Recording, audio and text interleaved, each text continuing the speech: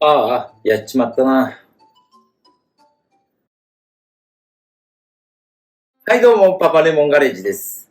息子が運転していたアウディが事故っちゃいました。ドラレコの映像がリアカメしか撮れていなくて、フロントカメラが映ってなかったんですよね。リアカメの映像だけ流します。こちらが事故の瞬間映像です。自走できないので、レッカーで運んでます。ってことはもうこれはもうダメかもわからんですか。そうですね。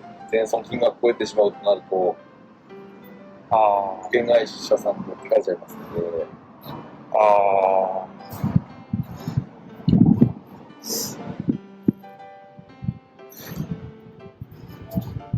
結構ひどいんですけど、エアバッグは出なかったみたいですね。バッグはそうですね、フラッシュセンサーがありますので、そのセンサーは多分触ってないので、この状態ですけど、横はやっぱ反応しない。ドアの真横からドーンってきた場合はあると思います。カーテンエアバッグ出ると思いますし、で、前側のセンサーが多分この辺についてるので、はいはい。思いっきり真正面から当たらない限りは、多分開かない。こういう状態にならないと、多分開かないので。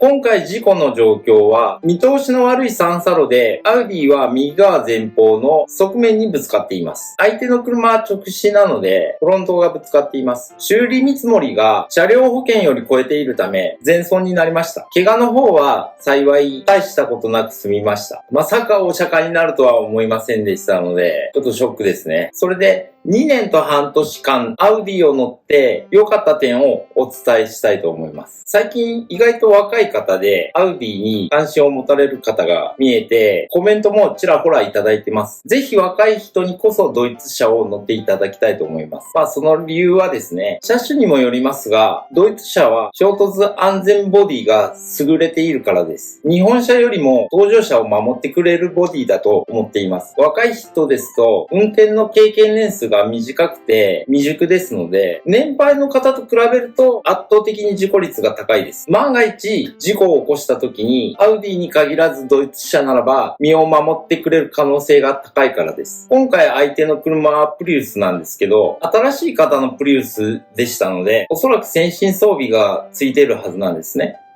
で、自動ブレーキもついていると思うんです。それでもぶつかっているので、自動ブレーキは確実に止まりません。あくまで自動ブレーキというのは、運転操作の補助で、衝突を軽減するためのものだと思います。私がおすすめする輸入車は、やはりドイツ車の御三家と言われる、ベンツ、アウディ、BMW、それからフォルクスワーゲン。その中でも安全評価が高い車種を選ばれるといいと思います。これ言っていいかわかりませんが、何十年も前の話なので、いいか。私、過去にトヨタ自動車の工場に勤めていまして、工場の中に研究機関がありまして、そこにベンツや BMW の新型が止まっていたんですね。なんでこんなところに会社止まってんだろうってその時は思ってたんですけど、やっぱりドイツ車を分析して、技術をパクってですね、車を作っているんだなと思いました。言い方が悪いですが、自動車メーカーは技術のパクリ合いをしています。現在は日本車とドイツ車の技術はどちらかが上というのはわかりませんが、個人的にはドイツ車が優れているなと思います。このアウディ A3 セダンだからこそ、怪我も大したことなく、ほぼほぼ物損で済んだと思います。もし同じ状況で軽自動車とか薄っぺらい車ですと、打ちどころが悪かったら大怪我しているか、車ともどもご臨終だったと思います。物はお金で解決しますけど、人の命は返ってきませんから。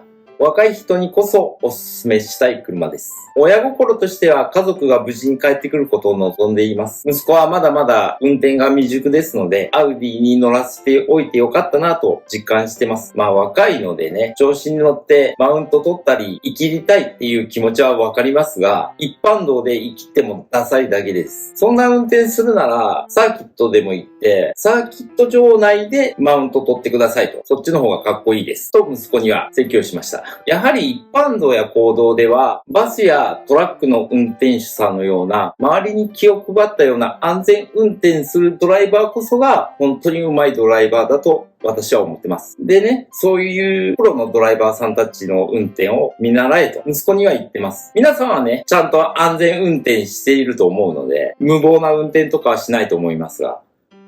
はい。続きまして、良くなかったところ。ここが不満だったなというところは、やはり伝送系ですね。純正ナビが使いづらい。これは輸入車や日本車に限らず、純正ナビってちょっと使い勝手悪いなというのは思います。それから、電気系統の配線が分かりづらいとか、伝送系のカスタムとかがやりづらかったかなと思います。それで、よくある質問なんですけど、外車って壊れませんかとよく聞かれます。壊れるという概念は人によって違うと思うんですけど、壊れるというのは消耗して壊れる場合と、経年劣化で壊れる場合があります。日頃のメンテナンスや走り方次第で寿命は変わってくると思います。定期的に最低でも1ヶ月に1回とか、点検するだけでも早期発見で壊れるのを未然に防げる場合もあります。機械なので個体差はありますが、新車でも当たり外れありますのでね、新しい輸入車はよっぽど壊れないと思います。何十年も前の車と比べたら全然壊れないです。それから日本の気候に合ってないっていうこともあって、樹脂パーツが劣化しやすかったりとか、消耗品の交換サイクルが早かったりすることはあります。この A3 に関しては9万キロ近く走っていますが、今まで壊れたことはなかったです。最近ブレーキのチェックランプがついて、ブレーキパッドを交換する予定でいたんですけど、その前に事故っちゃったんでね。この先のことはわからないんですけど、もし事故らずにこの先ずっと乗っていた場合、もう少し年数経ったり、距離が増えると、オイル漏れしたりとか、補給類の交換の懸念があります。輸入車の部品も、為替相場によって若干部品が値上げしたりとかしてます。部品の供給も国内に在庫がない場合は海外からの取り寄せで修理に時間がかかったりすることがある。今の時代、コロナ禍と半導体不足とロシアとウクライナの戦争の問題、物価の上昇で最悪な時代ですので、これから日本車も輸入車も値段は上がっていくと思います。新車に関しては一度値上げしたら二度と下げることはないと思うので、一般の消費者としては辛い時代ですね。それから維持費。まずガソリン代。今、ガソリン代すごい高いですね。輸入車の場合は、廃屋賞がほとんどですので、ガソリン単価が廃屋っていうだけで高いので、燃料費は少しかかるかなと思います。ですが、この A3 は実燃費が街乗りと遠出合わせて平均リッター18キロ前後。まあまあ燃費いいんです。燃費のことを考えたら、全然ハイブリッドと引けを取らないです。ハイブリッドでも街乗りしたら燃費は落ちるんで、昔はリッター5キロの車とか普通にありましたから、今は技術の進歩ですごく燃費がいい車が増えたなと思います。それから車両保険。車両保険は輸入車なので当然高いです。単純に修理代が高いからです。これは保険屋さんも言ってました。お金がかかるので学生さんとかが乗られるのは経済的にちょっときついかなと思います。はい。2年と半年という短い期間でしたが、本当にいい車だったと思います。幸い、買った時の金額100万円なんですけど、全損額が上回っていたので、得した部分はあります。次に乗り換える車の費用に当てることができるのでね、本当助かります。それで次の車は2台買いました。なぜ2台かというと、メインの車とつなぎの車です。1台は新車で、もう1台は中古車なんですけど、新車の方が納車待ちで半年ぐらいかかるって言われたので、つなぎの車が必要だったということで、2台買わざるを得なかったということです。次の車は何かというと、それはまた動画をアップしますので、楽しみにしていてください。長々と話しましたが、最後まで見ていただきありがとうございます。皆さんも事故だけは十分に気をつけてお過ごしください。それではまたお会いしましょう。